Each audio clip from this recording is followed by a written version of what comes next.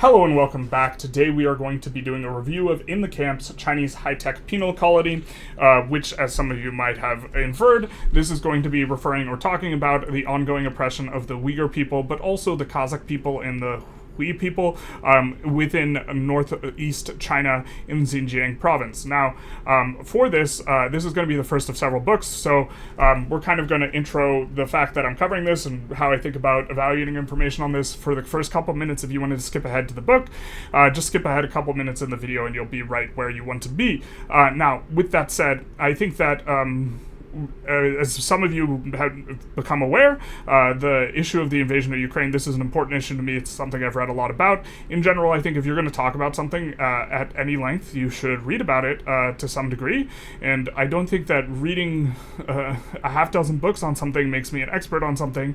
However, I do think that it gives me the right's probably not the right word. I don't know what exactly word, but it gives me some sort of capacity where I can talk about something and be fairly well informed on it, in my opinion. I definitely try to read both sides of the things, and so far, this presents some level of difficulty when it comes to evaluating the information with what's going on in China, because one, China categorically, in everything I've been able to find from their perspective, they just deny any sort of wrongdoing in any regard. Which, to be fair, if you're not doing anything wrong, this is what you do. Simultaneously, most of the information about the actual conditions that are going on in the camps, how the camps actually are not like journalistically verified. They are anecdotal by a dozen or so survivors of the camp that have spoken publicly. There's incentive to speak publicly, in terms of getting speaking engagements, getting book deals, these types of things, such that, you could bring into doubt their sort of what they're saying. The fact that they're consistent with each other implies that, and I want to use the word implies that it's above board, but of course they could all just be insisting on the same story that they're all fabricating. I don't think this is the case, and I think that furthermore, there's enough sort of evidence that comes directly from China, or enough stuff that you can kind of scrape from a variety of things, a variety of internal documents from China, stuff like job listings, levels of construction, satellite images, stuff that will kind of go through at the end of the video, just a few examples of what I'm talking about, because it doesn't make sense here because you don't have the proper context, such that the overall narrative that nothing's going wrong and everything's above board does not seem to be correct.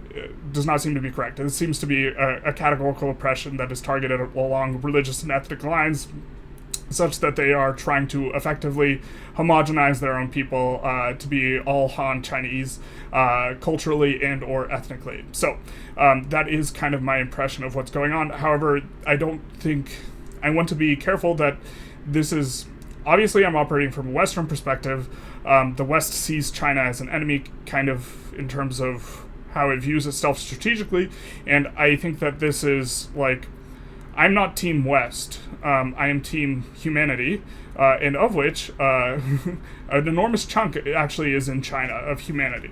And so I don't necessarily think that there is a right way to run a culture or a country that is like categorical for all people. I personally disagree with some of the value prioritization or hierarchies that seem evident in terms of how China organizes itself, which is that they value stuff like order over stuff like freedom, which, to be fair, you get better outcomes sometimes in terms of results when you are doing that, and they also value high levels of state control over personal autonomy. I think that this is bad in terms of what I'm interested in my culture, but I don't think it's like a priori bad. I think that you could still be a moral society and still have these values. However, if you are operating from the perspective that all people are equal or that people should have basic freedoms, I think that violations of these kinds are going on, specifically against the Uyghur people. And throughout the reading of both this and other books, I am very much reminded of the genocide of the Native American people in the United States. Not as much the levels of killing, because I don't think that that's happening at the level, although, again, the information's hard to access, and it's unclear, when people disappear, it's unclear exactly what's happened to them, if they're being held somewhere, or if they're dead.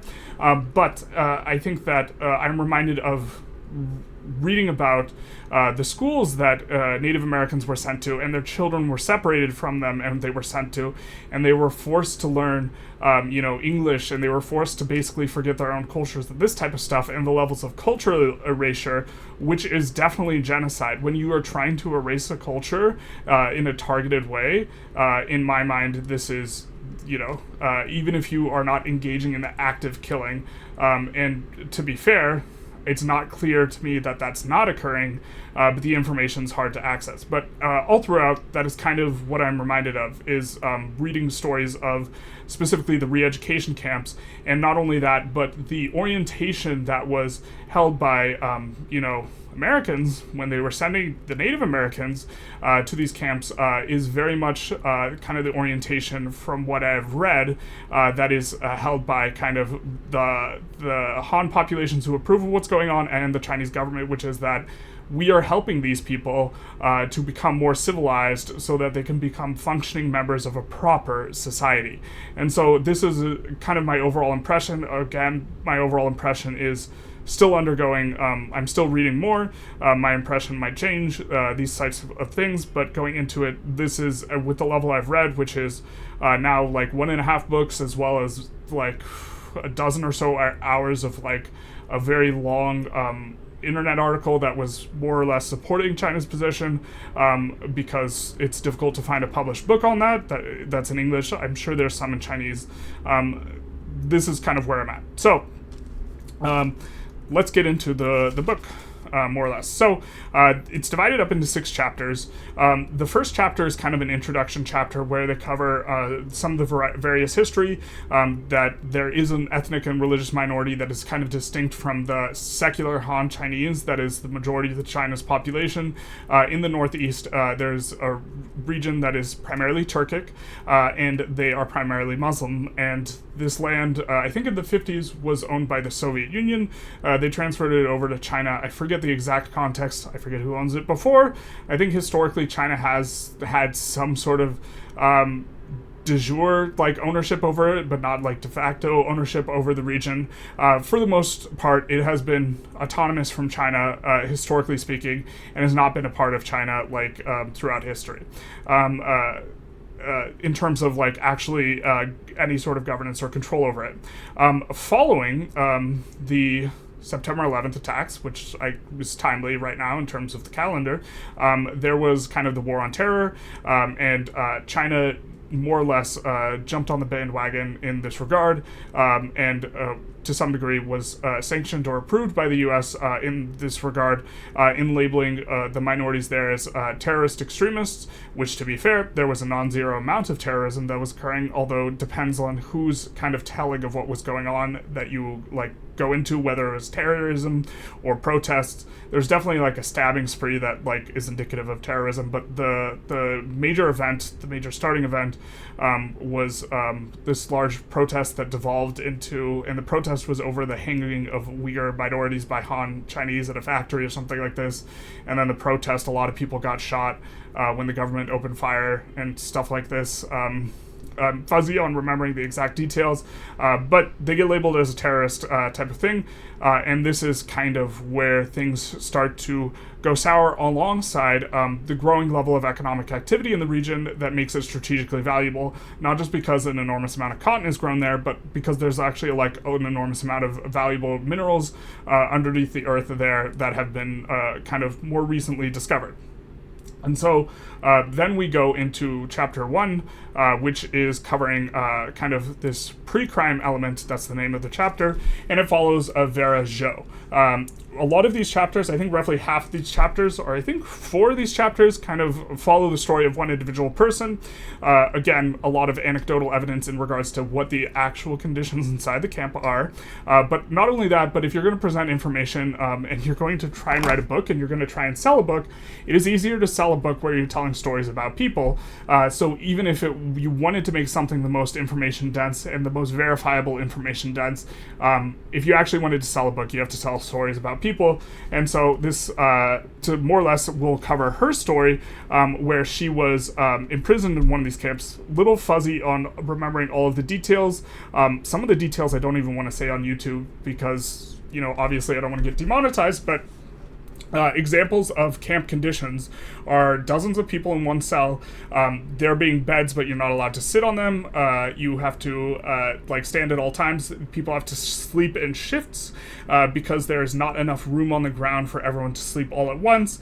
Lights always being off, lights always being on once they get the lights installed. Having to, defecate in a bucket, and that bucket not being emptied for a week. The beatings beyond that, in terms of indoctrination, people were not allowed to speak in Uyghur. They were forced to speak in Han Chinese or Mandarin. I forget exactly what title of the language that gets used. They have to do morning flag ceremonies. They have to sing songs about how they love Xi, as part of their re-education. And a lot of these people are, from backgrounds where they're like doctors and teachers and these sorts of things, and they don't need education assistance. Beyond that, as they're all taken in, there is biometric scanning of basically everything, their eyes, their voice, which is further used in what is kind of the main thrust of this author's kind of area of focus, which is less on anecdote than one of the other books I'm currently reading, and is more regarding the technology. So he'll get into that a bit. But the central kind of underlying theme of pre-crime is that there's a list of offenses, or there's a variety of offenses for which you can get taken to one of these camps that don't really include any technical wrongdoing. There is on page 109, there is, which is much later in the book, there is a discussion about how China insists that all the people inside the camps, none of them have committed crimes, which is kind of an interesting sort of thing to say when people are being forcibly detained. And so, are you detaining all these people without crimes? This is something that they said to the UN, and this is an example of sort of evidence to my kind of sentiments that simultaneously they're insisting that the people there are there for re-education purposes and they're not criminals, and then also they are forcibly detaining them, and if they're forcibly detaining them, what's for re-education? Definitely a little bit of a fuzzy one, but among the things that can get you arrested, off the top of my head, is like going to a mosque over 100 times within a certain time frame can get you arrested, which is, they're targeting you for your religiosity. This book does not cover as many of the details as some of the other books I've read, but one of the other books I was working through talks about how, going to the mosque more than normal, going to the mosque less than normal, any sort of verifiable data that shows that you're behaving a little bit differently, failing to take your phone with you when you're going out and about could be seen as being dissident sort of stuff.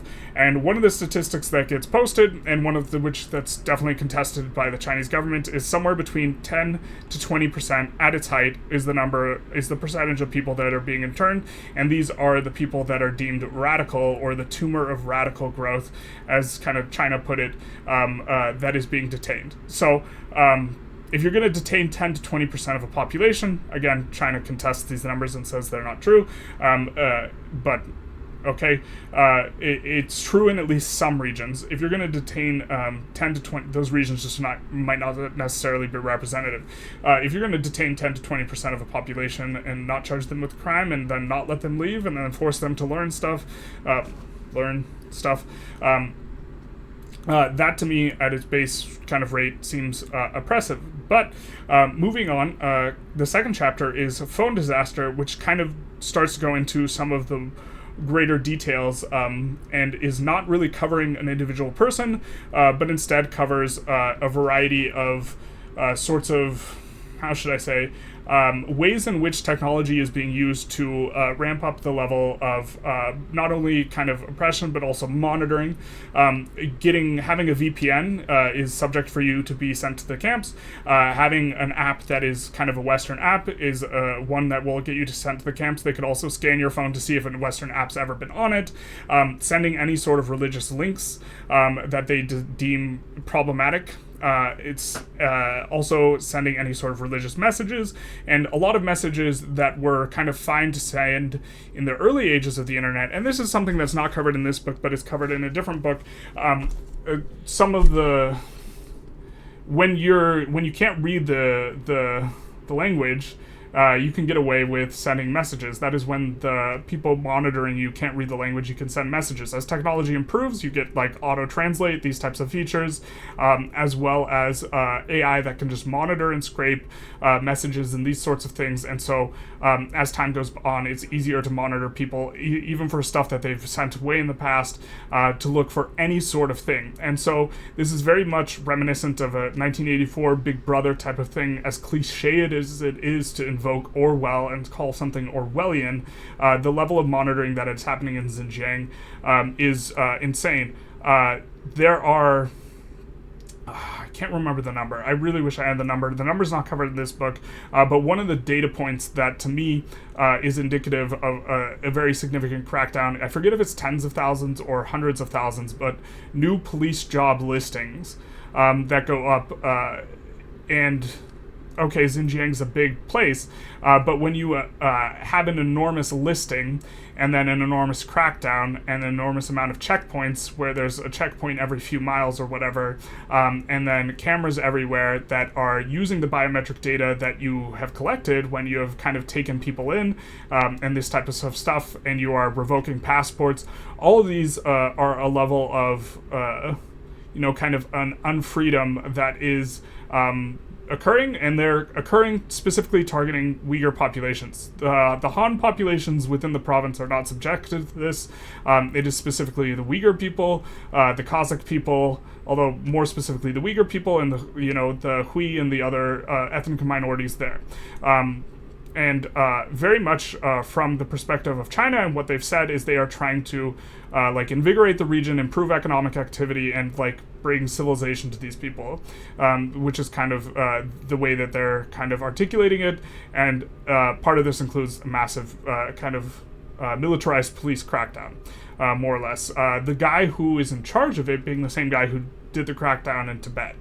But I know very little about what's going on in Tibet or what's going on in Tibet, so that's not really within my purview. Next up is kind of this chapter called Two-Faced, which follows one Kelbinar. I don't know how to pronounce it. Qelbinar is the name, and she is... I can't remember if she's Kazakh or Uyghur, but she was chosen to be a teacher to provide instruction to these people that are inside the camps. And so she has to, it's called Two-Faced because she must simultaneously wear two faces, or was it that she's accused of being two-faced? I think it's the latter.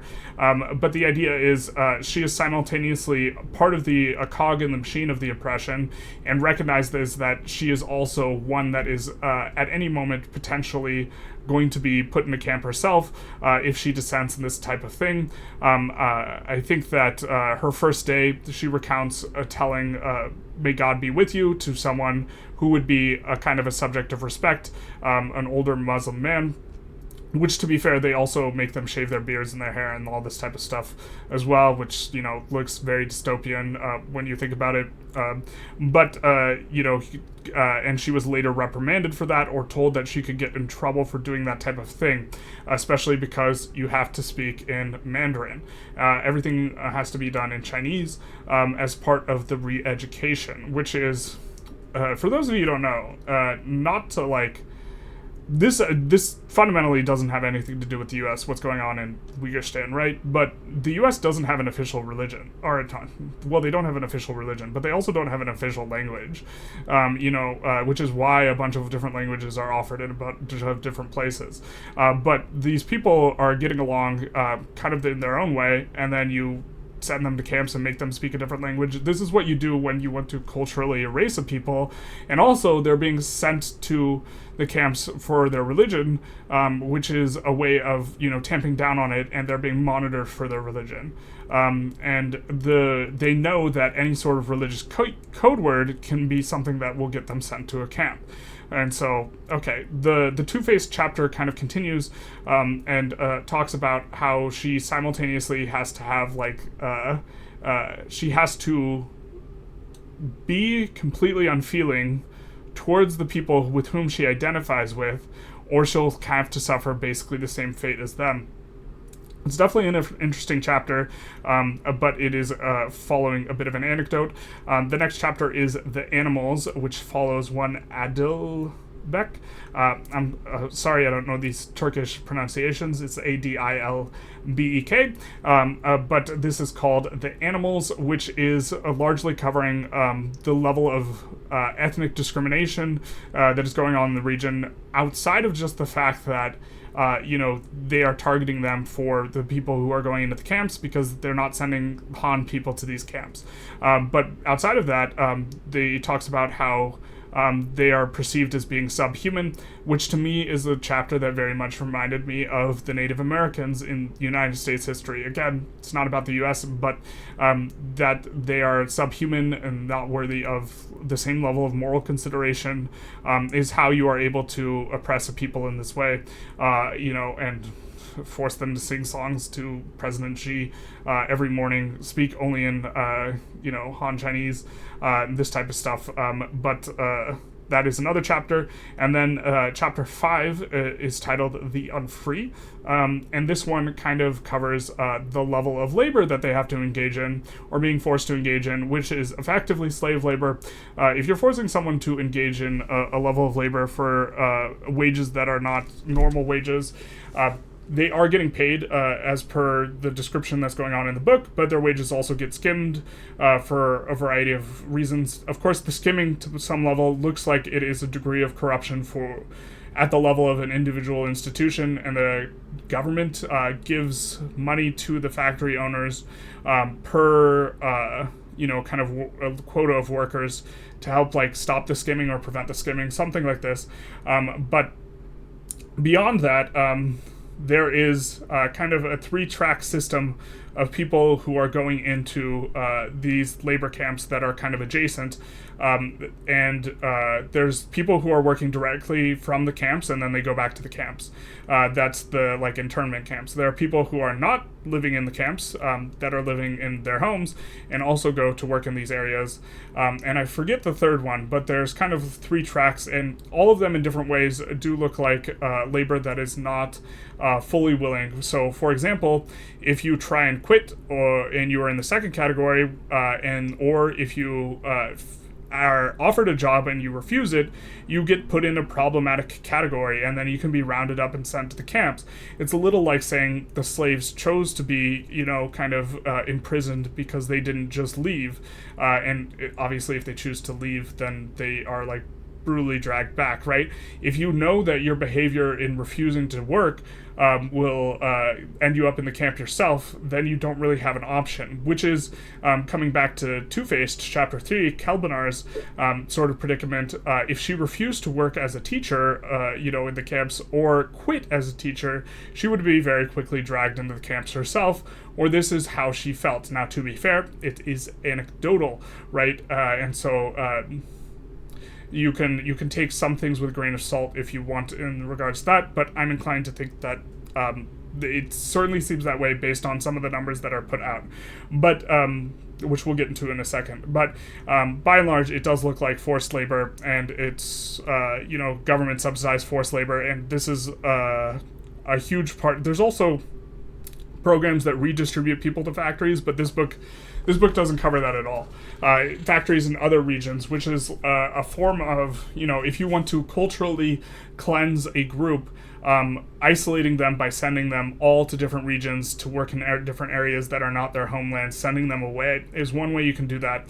And then there's kind of the conclusion of the book, which is going into how this all started, and talking about the technology itself and the underlying kind of mechanisms by which you can monitor, use algorithms, predictive algorithms, such that someone going from afternoon walks instead of morning walks can get you flagged for being a potential dissident and get you thrown into camp. Really, there's a lot of kind of algorithmic stuff, and it was born in Seattle in the U.S. In terms of the major company that is responsible for creating the systems that allow this. And so they cover that, which is a bit of interesting information situation where simultaneously the people who are doing it aren't really necessarily fully aware of how their stuff's going to get implemented, and also it talks a little bit about the technology, facial recognition, these types of things, and the level of like accuracy and monitoring that can be achieved. If they have cameras on every street corner, and the cameras can instantly recognize your face, and they can instantly recognize your license plate, if you have a car, and all these sorts of things, suddenly you're in a bit of a predicament, not to mention the checkpoints every few miles or whatever that you would have to go through, or you would just get waved through if you were Han, but if you were Uyghur, you're subjected to phone scans for all the history of like apps that have been on your phone and like stuff like this, and so it's quite a lot, and it is perhaps more the main thrust of this guy's book, although it is maybe less interesting than what's going on, which is definitely something that's discussed. Overall, not that thick. It's about 120, 130 pages. There's just references in the back. In particular, the references I care a lot about is stuff that's put out by the Chinese government specifically, because to the extent that stuff will seem inconsistent with what some of their other releases say is going to be the kind of the strongest evidence regarding what's actually going on. And so, just kind of covering a few bullet points of things. Not necessarily, this is not comprehensive regarding the kind of information I find valuable, but for example, the state prosecutor of the region had a 6-time prosecution rate than the rest of China per capita, and this is significant because this is inconsistent with the idea that none of the detainees are criminals, right? If you're building a bunch of prisons and a bunch of internment camps, and then none of them are criminals, you're sending them somewhere else, and then also it's inconsistent because. It means that either the crime is 6 times the level, or there is in particularly an overcharging of crimes, right? Also in China, there's a 99% conviction rate, or I think it's above 99%. Insanely high conviction rate. Not like, basically, if you get tried for something, you're going to be found guilty of it, and so this is also significant because you can ship them off to the camps, or you can just arrest them and not charge them with anything and ship them to the camps anyways. There's also from 2016 to 2017 being when the main kind of crackdown started. The guy from Tibet got hired, brought in a bunch of additional like militarized police. There was a 50% increase in contracts for construction of buildings. You can look at satellite photos of these buildings. They look like prison camps.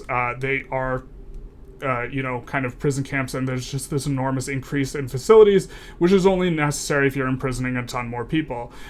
If you're giving everyone huge dormitory conditions where like every prisoner has like a 10 by 10 foot square room, then maybe you wouldn't be able to house that many prisoners in a bunch of new facilities. But if you're, putting 20, 30 people in a cell such that they have to take turns sleeping, which of course China will deny that this is occurring, but this is what people have reported being happening. If this is what's occurring, then the amount of people you can house in a bunch of facilities when you have an enormous increase in government contracts for construction is enormous. Also, reported in a lot of people's stories is how like stuff like gymnasiums and high schools and these types of things have been converted from normal facilities to detention centers. So there's also and this is more in regards to like the ethnic cleansing type of thing. There's a drop in birth rate from 2016 to 2017 of 50 to 80%. Which is really substantive. One of the ways you can eliminate an ethnic minority is by preventing them from getting births. There is a kind of crackdown onto, there's quotas for the number of children you can have. I don't actually know the detail with the details with all of China to some regard. My understanding is that they had the one child policy and since revoked it, and simultaneously they didn't have a one child policy in Xinjiang, when they had a one child policy in the rest of China, and then they've like added it. And so the idea is if you, after you have one child, they're forced sterilizing women, or they're taking for operations according to them, and they, do stuff on them, or implanting IUDs and then another operation later. This is in a different book where they kind of talk about the details. Again, it's like, so I can't remember if there's anyone who's had a medical examination to show that they've been forced sterilized or something like this.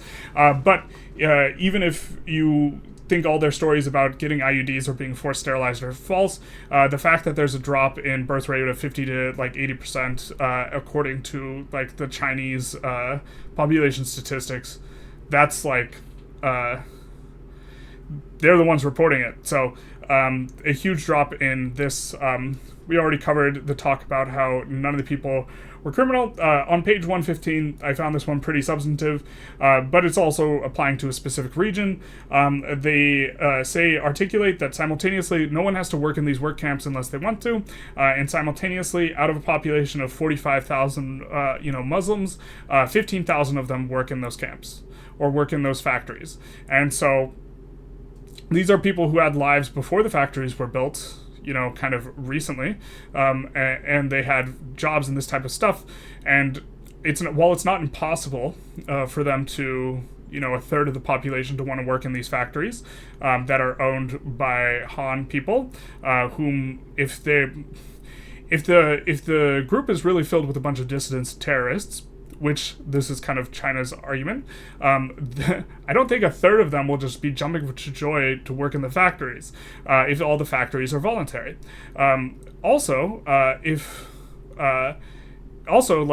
If people already have a bunch of jobs and this type of stuff, and then a factory gets built, I don't think a third of the population wants to just abandon what they're doing and then go work in a factory. Stuff like this takes time if it's voluntary. And so I think that the level of workers, in my mind, a third of the workforce working in a factory, that is an enormous percentage, especially when you consider. Well, I'm not 100% sure how the statistics delivered, if the 45K is including children and people who aren't working. But if it includes children and people who aren't working, effectively, everyone's working in the camps, right? But I don't know about that on the statistics, so that part's unclear to me. But the notion that it's voluntary and such a large percentage are working, and this percentage or these numbers are reported from the Chinese government, makes something seem implausible. And the presence of a lot of these inconsistencies, alongside, the satellite photos, which is something that is visually accessible if you are outside the country, to my mind, makes it seem unlikely that China is just, helping the people out, giving them jobs and building buildings for them to live in and learn a little bit. This seems like an implausible story. It's the way that they spin it is that these are voluntary vocational schools. It seems unlikely that such a large percentage of people would go there and be enthusiastic about going there while simultaneously engaging in a massive terrorist campaign against China, right? Because this is the argument, is simultaneously we need this enormous militarized police crackdown because these people are savages and they're just destroying everything, and at the same time they are very enthusiastic about joining our vocational schooling and work programs, all of which are voluntary. And in the voluntary school, we have razor wire.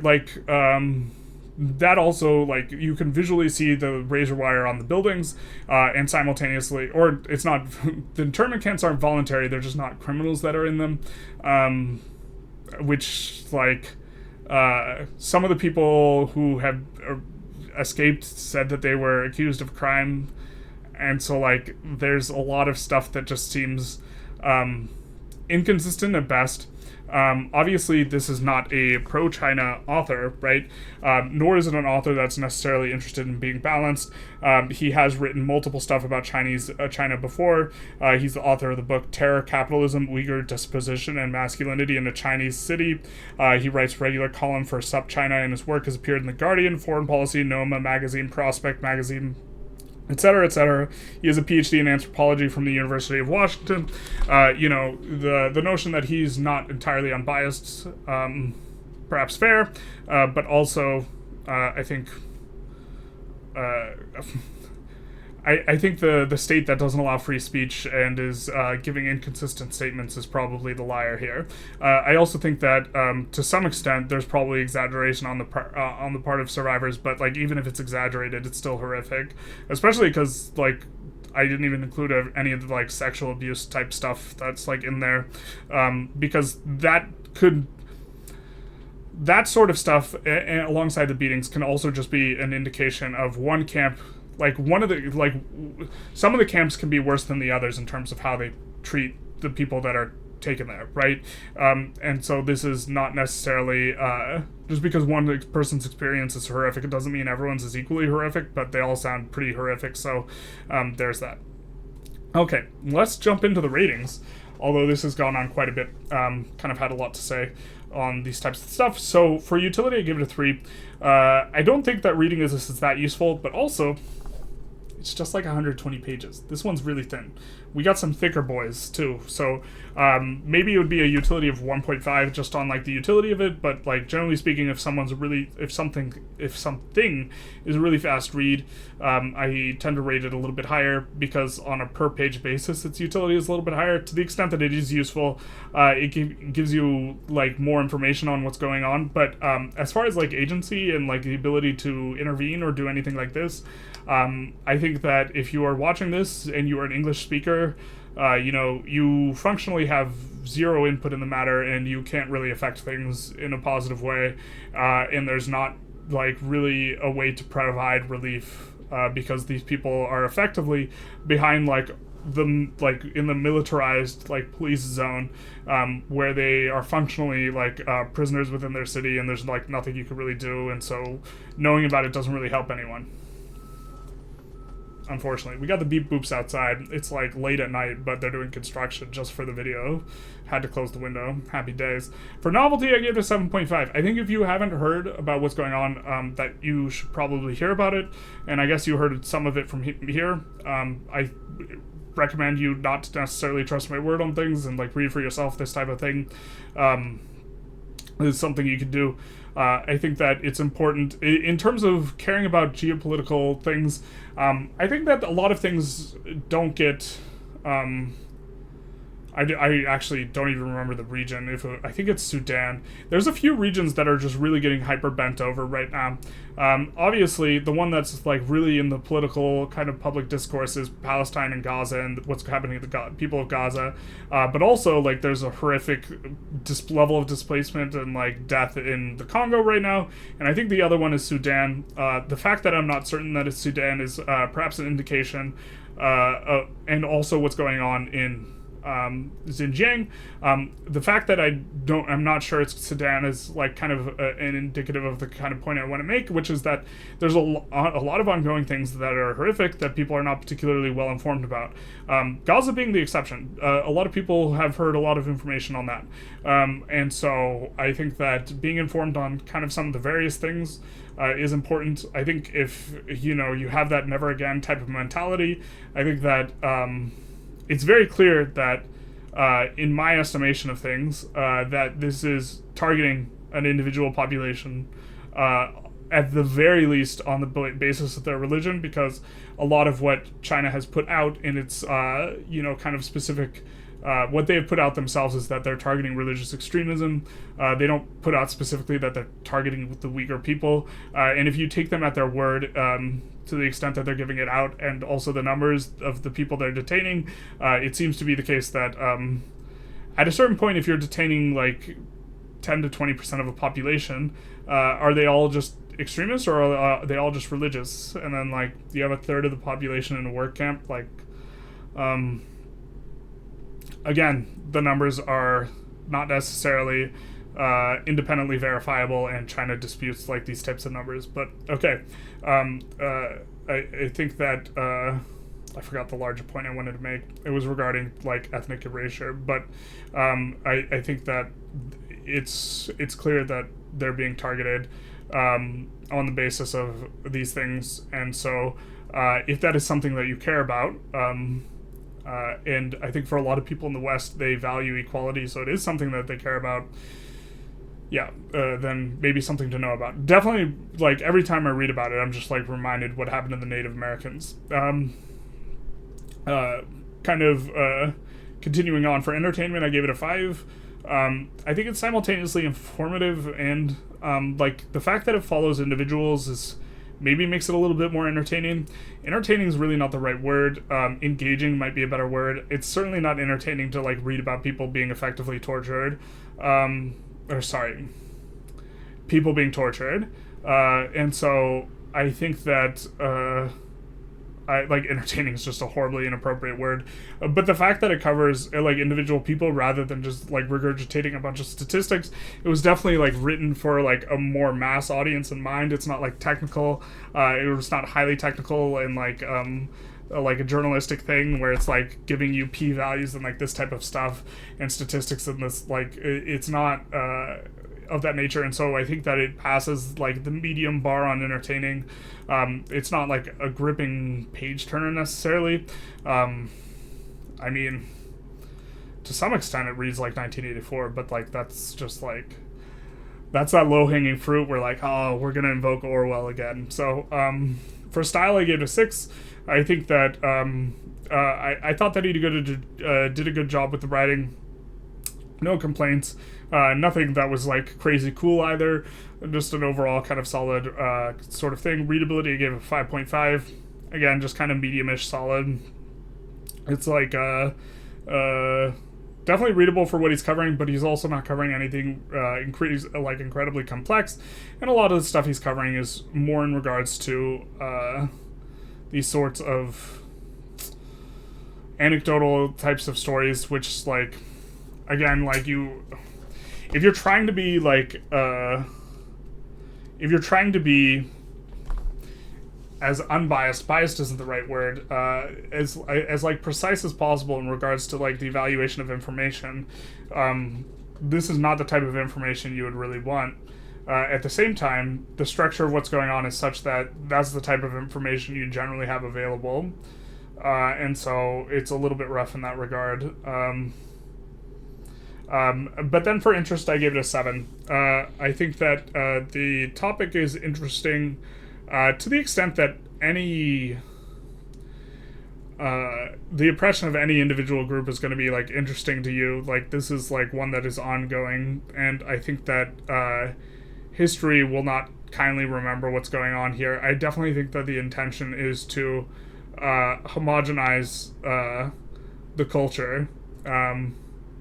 And they kind of don't care. If like the cultural erasure of the Uyghur people is, I think, just seen as a positive, and so to whatever means it is like internationally palatable to engage in it, I think that that's kind of what China's going to do.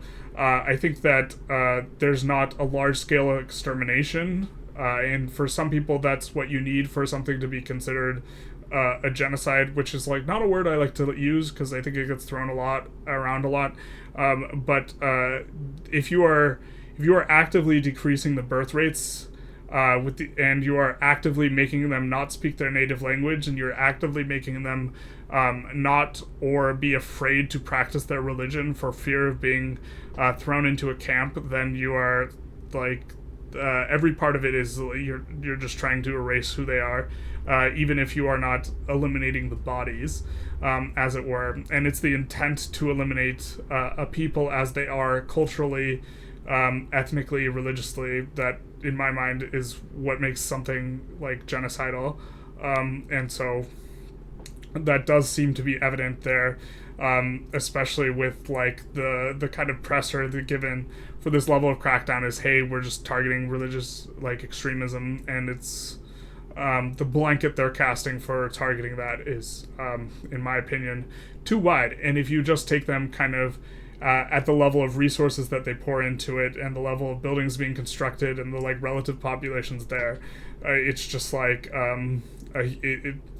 it seems that they just want to target the entire population or just an enormous chunk of the population. And so that's what's going on. As far as recommendations go, man, we haven't done a book review in forever. As far as recommendations go, I would kind of recommend this to anyone who cares about what's going on geopolitically. Of the books I've kind of taken a look at or read, this one seems to be the most quick and accessible. In general, I also think that if you wanted to get to reading more, books that are very small tend to be really good because reading a book, finishing a book, establishes a sort of rhythm that makes it easier to keep reading this type of thing, and to that extent, I think this is also a good option. So even if you're less geopolitically informed, the fact that this book is a little on the thin side, and this is on the thin side with like, I don't know, the back 20 pages, there's 159 total pages, the back 20 pages are references and further reading and like stuff like this, so it's even thinner than this in terms of what you have to read. This is maybe another reason to read it. I think that a lot of people just don't care about geopolitics. If that's not something you care about, well, first of all, I have no idea how you made it this far in the video if you don't care at all about this type of thing. And however you're choosing to watch videos, there's probably some mistake, because you just shouldn't watch this long if you don't care at all, I guess. But yeah, if you don't care at all, then like also don't read this book. And also, if you don't care at all, or even if you care at all and you've been sitting a while, maybe get up and take a walk, clear your head, this type of thing. Think about how you're spending your time, something like that. But other than all that, have a good one. Bye-bye.